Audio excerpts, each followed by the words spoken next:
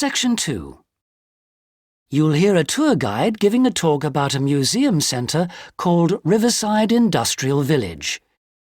First, you have some time to look at questions 11 to 13.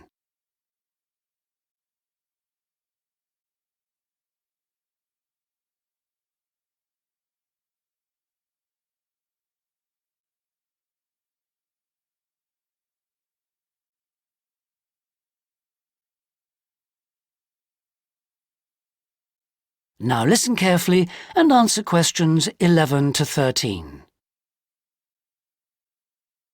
Good afternoon, everybody, and welcome to Riverside Industrial Village.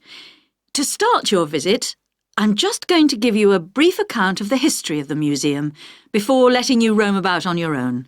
I won't keep you long, OK? Now, from where we're standing, you've got a good view of the river over there. And it was because of this fast-flowing water that this site was a natural place for manufacturing works.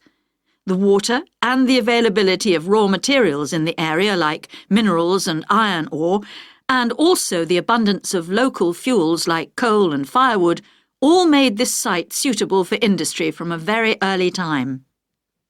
Water was the main source of power for the early industries, and some of the water wheels were first established in the 12th century, would you believe? At that time, local craftsmen first built an iron forge just behind the village here on the bend in the river. By the 17th and 18th centuries, the region's rivers supported more than 160 water mills, and many of these continued to operate well into the 19th century. But then the steam engine was invented. And then the railways came, and the centres of industry were able to move away from the rivers and the countryside and into the towns. So industrial villages like this one became very rare. So, that's the history for you. If you'd like any more information, you can ask me some questions, or you can read further in our excellent guidebook. Before you hear the rest of the talk, you have some time to look at questions 14 to 20.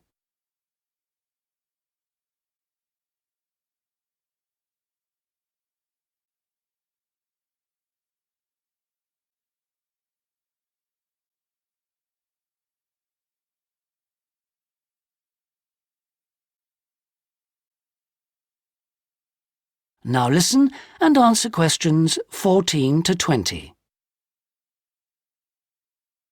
Now, I'm going to give you a plan of the site, and I'd just like to point out where everything is, and then you can take a look at everything for yourself. I've already pointed out the river, which is on the left, and of course, running along the bottom is Woodside Road. Got it? OK. Now, we're standing at the entrance. See it at the bottom? And immediately to our right is the ticket office.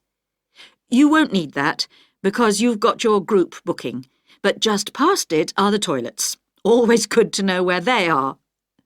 In front of us is the car park, as you can see, and to the left, by the entry gate, is the gift shop. That's where you can get copies of the guide, like this one here. Now, beyond the car park, all the buildings are arranged in a half circle with a yard in the middle. The big stone building at the top is the main workshop. That's where the furnace is, and where all the metal was smelted and the tools were cast, as you'll be able to see. Now, in the top right-hand corner, that building with bigger windows is the showroom, where samples of all the tools that were made through the ages are on display. In the top left corner is the grinding shop, where the tools were sharpened and finished. And on one side of that, you can see the engine room, and on the other is the cafe, which isn't an antique, you'll be pleased to know, though they do serve very nice old-fashioned teas. The row of buildings you can see on the left are the cottages. These were built for the workers towards the end of the 18th century, and they're still furnished from that period, so you can get a good idea of ordinary people's living conditions. Across the yard from them, you can see the stables, where the horses were kept for transporting the products. And the separate building in front of them is the Works office, and that still has some of the old accounts on display. Right. If anyone wants a guided tour, then I'm starting at the engine room. If you'd like to come along this way, please, ladies and gentlemen.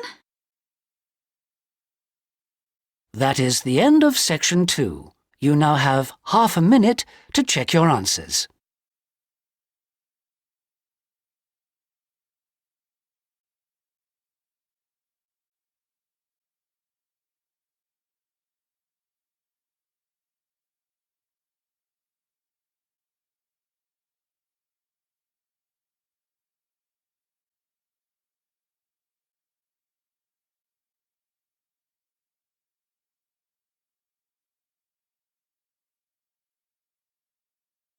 Now turn to section 3.